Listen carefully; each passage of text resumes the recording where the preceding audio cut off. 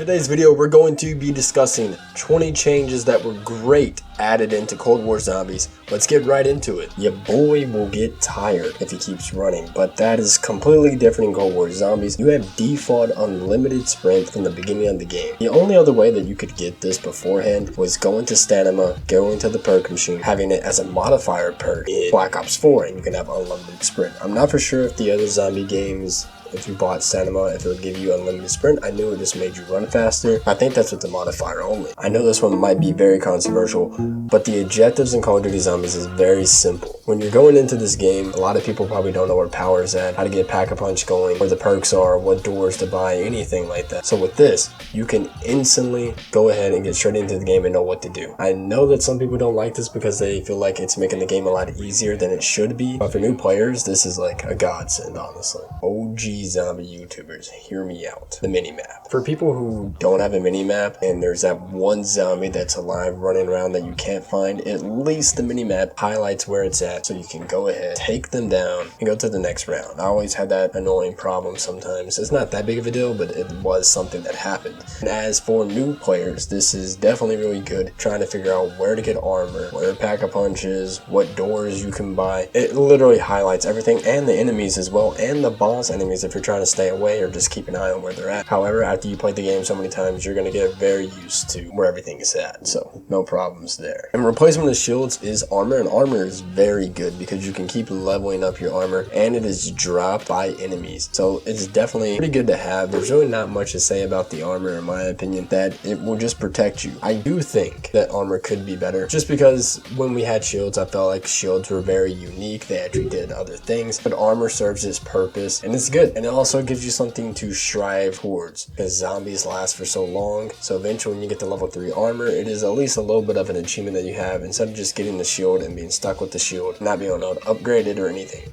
But low-key, I still miss shields. Different types of currencies in the game. Obviously, you got your points, which you can use for the box, perks, doors, Pack-a-Punch, etc. And then on top of that, we got Ethereum crystals, which can be used to upgrade your perks, that can be used to upgrade weapon classes and such. And then, last but not least, we have salvage. Salvage is a currency in the game where you can get equipment, you can get score streaks, you can get armor, you can even upgrade the rarity of your gun. I'm very happy that they did this because it would be so much money upgrading the rarity of your gun and then also Pack-a-Punching the gun and buying ammo mods for the gun. It would just be too much. I think it was a very smart move that they decided to add salvage. I'm going to give you a simple tip when you're playing Firebase Z. Run straight to trials, do the trial until you get the Ray K. That's it. Simple way to get the wonder weapon that will help you get to who knows how many rounds. The trials are a simple challenge that is going to be given to you for a certain amount of time, and once you complete it, you will get a reward. Depending on how well you do the challenge, the better reward. And like I said, you can actually get the wonder weapon from this. I feel like it's just a nice little thing to do in case to get started really early and have the wonder weapon, or just have something that you can do later if you're getting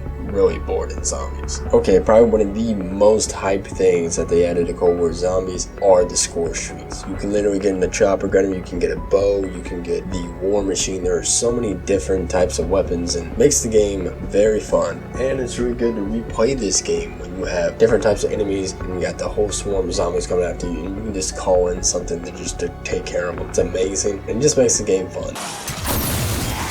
It's honestly about time for this one right here, no perk limit. So you can get as many perks as you can without doing a quest, so you can get another perk slot, or without using a gobble gum or anything like that. You already have unlimited amount of perks already. Wish this was like already added into other zombies, but I understand it made the game a little bit more challenging and it made you have more of a strategy, I guess. But hey, I'm honestly pretty happy that there is not a limit anymore on how many perks that you can have. Equipment is honestly something that I really enjoyed in this. You don't have to go to the box to get equipment. You don't even got to buy it off the wall. It's just dropped from zombies, and you can get all different types of equipment. You can get stim shots, which I find very useful. You can get grenades, C4s. It's just a very useful thing to have when you're fighting hordes of zombies and when you're about to die. So field upgrades are added into Cold War Zombies. After a certain amount of kills, you will have the ability to pull this thing out and probably save your your life. The two most popular right now are Toxic Growth and Ring of Fire. And they have their reasons, I believe. For the reason that I would recommend Ring of Fire is because the amount of damage that you can do is ridiculous. It is crazy, and I highly recommend that you try it out. Once you get the chance to, it's going to take you a while, but once you get it, it's going to be crazy. And then when you upgrade the Ring of Fire, I can't even imagine how good it is. Toxic Growth will protect you if any zombie tries to run past that bush or whatever. It will kill them for the most part. And overall, it's kind of like the specialist weapons from Black Ops 4, but I actually prefer the field upgrades. I was going to put all these in one category, but I'm going to go ahead and separate them because they do different things. Basically, in the skills, you can upgrade your weapon class, and in your weapon class, you can upgrade whatever type of gun that you typically use all the time. In this one, we have the shotguns, we got submachine guns, anything that will make everything stronger, you can do that right from the get-go. My advice, if you're using like the HAR 77, you just go ahead and upgrade that shotgun, and it can be even stronger than it already is. Upgrading your perks. It's really interesting that they did this because, you know, a lot of people will just go to Juggernaut. Juggernaut is kind of like a god tier perk that everybody wants to get because it's so good, it's so useful. But then Deadshot Daiquiri, if you decide to upgrade it, it gets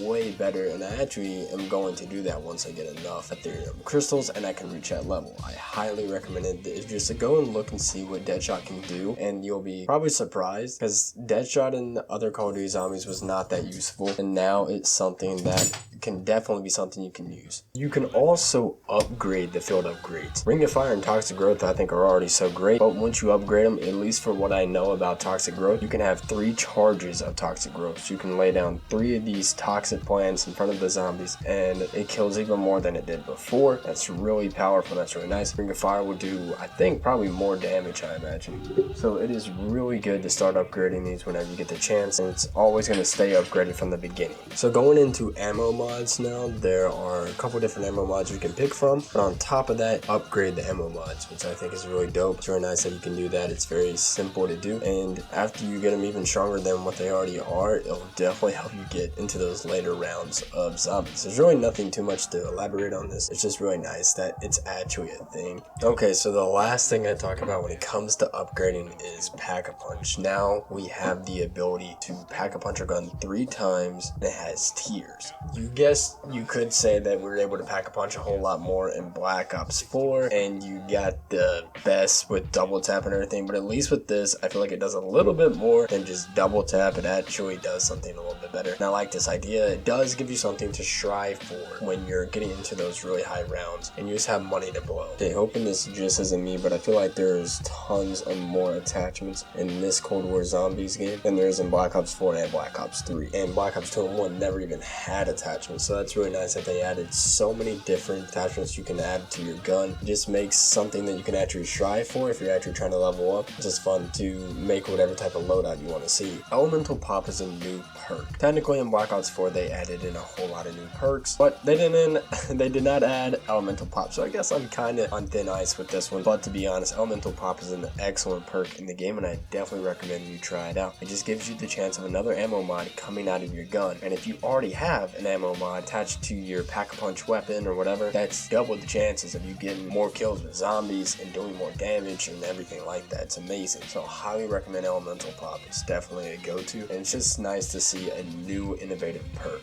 Okay, so the last thing that I have to say about zombies right now is the exfil option. Before in zombies, the only way you could beat the game is doing the Easter egg, or you die. That's about it. That's all you could do. Now you could do the Easter egg, you could die, or you can decide to do the exfil, which will allow you to leave, I believe, after round 10 and every 5 rounds after that, and you can get more XP, you can get more Ethereum crystals. Maybe if you only wanted to get to round 30 as fast as you can, you could do that and then exfil and see how fast your time was. Just a little interesting thing that they decided to add in, which is really nice. Dead Ups Arcade was always that side game mode. Like, you had Call of Duty Zombies as the side mode, but then Dead Ops Arcade was the other side mode for zombies. And it's always a fun experience just to hop around and try to play that and just see how far you can get. And it was always like a lighter side to zombies. But now it got even better with them adding in first person to zombies. I think that is amazing. Went from just being like, you know, something that I feel like that wasn't really that big of a deal to actually being even more fun than it already was. Adding in first person makes that game look crazy. And you should definitely try it out. It's probably going to be more fun than you think it will be. And the last thing I want to point out that they added